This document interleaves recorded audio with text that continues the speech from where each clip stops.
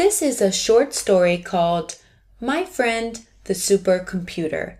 If you would like a free PDF of this story, please click the link in the description and you can download it for free. My Friend, the Supercomputer.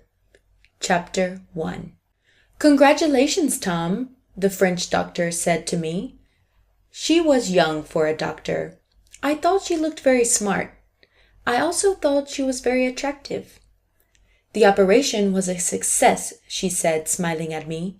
Your brain is now linked to our supercomputer. Oh, I said. I felt tired. It had been a long operation. Can I have a drink? Not yet, Tom. How do you feel? I'm thirsty, I said, but I feel good.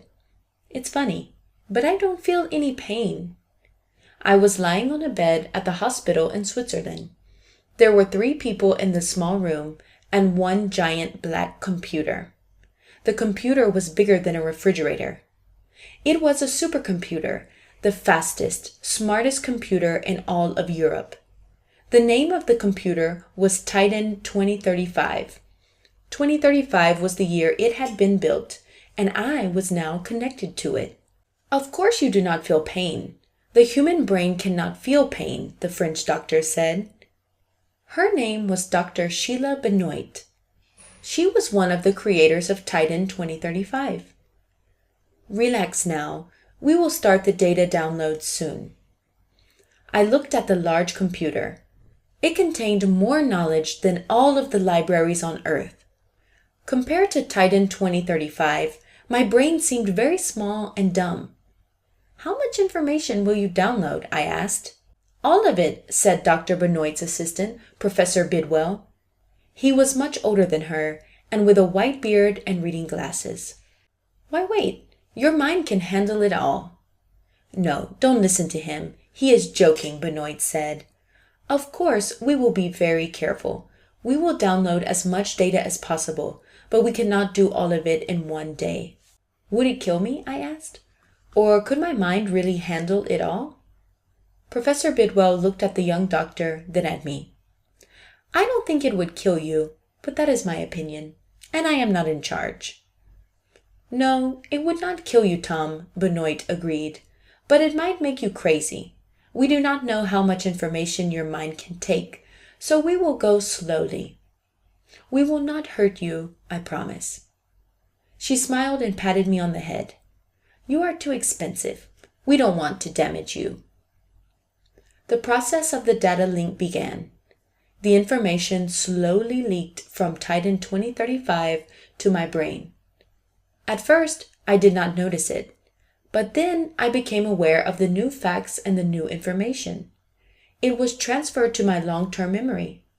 The information was new, but it seemed like I had known it for a long time. They were feeding me different types of information: mathematics, history, science, technologies.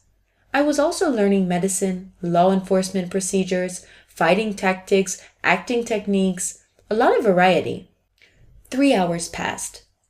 Dr. Benoit and Professor Bidwell were sitting quietly the whole time.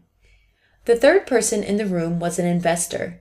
He was very old and he wore an expensive silver suit. When he walked, he used a cane to help him. I knew he was the owner of Transmute Corporation. His Swiss company owned the hospital. It had paid for the supercomputer and for the operation. Are you almost finished, Sheila? He asked. You said 3 hours. He pointed to a clock on the wall. It has been 3 hours. Yes, sir, she said. I will end the download process soon. Then we will disconnect him from the computer. When will the test be finished? The investor asked. He had spent millions of euros in research and development. He was eager to learn the results of this experiment. We will test Tom tonight and tomorrow. If his brain has accepted the information we downloaded, he should be able to pass the tests, Dr. Benoit said. Then we will link him up again, Professor Bidwell said. We will transfer more data tomorrow or the next day. Excellent, the investor said. He stood up to leave. Good job, Tom, he said to me. Thank you, I said. For some reason, I could not remember his name. It was very strange because I knew the name of his company. I'm sorry, but I don't know your name. That is all right, he said, walking out of the room. You don't need to know it anymore. Dr. Benoit watched him leave. When he was gone, she turned to the professor. Are you ready to begin the disconnect process? She asked. Are you sure you don't want to give Tom a little more? She shook her head. He has had enough. Let's turn off the data stream. I felt myself getting sleepy. Everything went black. I do not know how long I was asleep. My dreams were long and unpleasant, dreams of war and suffering and of death and destruction. There was no way to tell how long I was asleep. I finally woke up and opened my eyes. Above me, I could see the sky and the clouds. That's funny.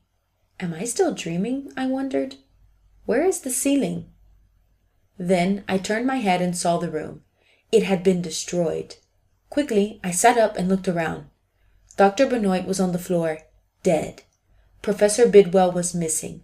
The black supercomputer, Titan 2035, was all right. It was still turned on and feeding me information. But the rest of the hospital was gone. A massive bomb had exploded and destroyed the hospital as I had slept. Far away, I heard someone yelling for help. Further away, I heard the sound of police cars coming. There was a terrorist attack, I thought. Or did this happen because of me? Did somebody try to kill me? Whoever did this made a big mistake, I decided, slowly getting off my bed. I unhooked myself from Titan 2035. I'm not dead, and I will find out who did this and make them pay. That's the end of Chapter 1. If you would like to know what happens in Chapter 2, please listen to the next episode. See you soon. Bye.